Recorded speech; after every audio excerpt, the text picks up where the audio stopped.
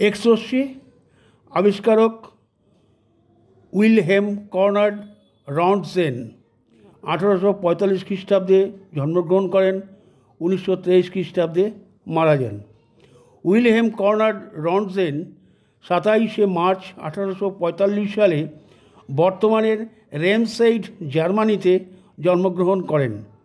Röntgen জুরিকের পলিটেকনিকে অধ্যয়ন করেন। তারপর তিনি ট্রান্সবার্গ বিশ্ববিদ্যালয়ে 1876 থেকে 1879 সাল পর্যন্ত অধ্যাপক হিসাবে কাজ করেন।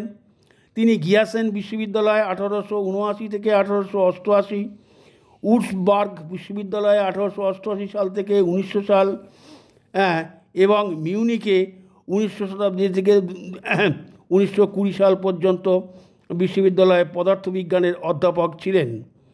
তার গবেষণার স্থিতিস্থাপকতা, তরলের কৌশিক ক্রিয়া, গ্যাসের নির্দিষ্ট তাপ, স্ফটিকের মধ্যে তাপ সঞ্চালন, গ্যাস দ্বারা তাপ শোষণ এবং পাইজো ইলেকট্রিসিটির উপর তিনি গবেষণা করেন। রন্টজেন 8ই নভেম্বর 1895 সালে একটি আংশিকভাবে খালি করা কাচের ক্যাথোড রে টিউবে বৈদ্যুতিক প্রবাহ নিয়ে পরীক্ষা করার সময় রন্টজেন দেখেন যে টিউবটি চালু হওয়ার সময় টিউব থেকে দূরে বেরিয়াম প্ল্যাটিনোসাইনাইডের একটি পর্দা আলো দেয়। তিনি তত্ত্ব দিয়েছিলেন যে ক্যাথোড রশ্মি ইলেকট্রন টিউবের কাচের প্রাচীরে আঘাত করে এবং তখন কিছু অজানা বিকিরণ তৈরি হয়েছিল যা ঘরটি জুড়ে ভ্রমণ করে এবং রাসায়নিককে আঘাত করে এবং ফ্লোরোসেন্স সৃষ্টি করে। আরও তদন্তে জানা গেল যে কাগজ, কাঠ এবং অ্যালুমিনিয়াম ও অন্যান্য উপকরণগুলির মধ্যে এই বিকিরণের জন্য স্বচ্ছ।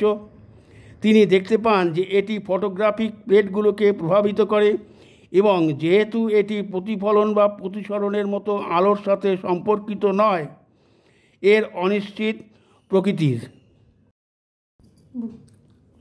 পরিপ্রেক্ষিতে তিনি ঘটনাটিকে এক্স রেডিয়েশন বলেন, যদিও এটি রন্টজেন বিকিরণ নামেও পরিচিত। তিনি তার স্ত্রীর হাতের ধাতব বস্তুর আভ্যন্তরীণ অংশ এবং হাড়ের প্রথম এক্সের ছবি তুলেছিলেন। 1896 সালের প্রথম দিকে রন্টজেনের আবিষ্কারের ঘোষণার কয়েক সপ্তাহ পরেই এক্স রেগুলি দ্রুত ওষুধে ব্যবহার করা হয়। মেডিকেল ইমেজিং এবং ক্যান্সারের চিকিৎসার জন্য প্রথম ব্যবহৃত হয়। রন্টজেন তার এই আবিষ্কারের পেটেন্ট নেননি, কারণ তিনি মনে করেছিলেন যে তার কাজটি সকলের উপকৃত হওয়া উচিত। তিনি আভিজাত্যের একটি উপাধি প্রত্যাখ্যান করেছিলেন, কিন্তু ইউনিভার্সিটি অব ওয়ার্সবার্গ থেকে মেডিসিনের সম্মানসূচক ডক্টরেট গ্রহণ করেছিলেন। তিনি তার 1901 নোবেল পুরস্কারের অর্থও ওই বিদ্যালয়ে দান করেছিলেন। রন্টজেনের এই আবিষ্কার আধুনিক পদার্থবিজ্ঞানের যুগের সূচনা করে এবং ডায়াগনস্টিক মেডিসিনের বিপ্লব ঘটায়।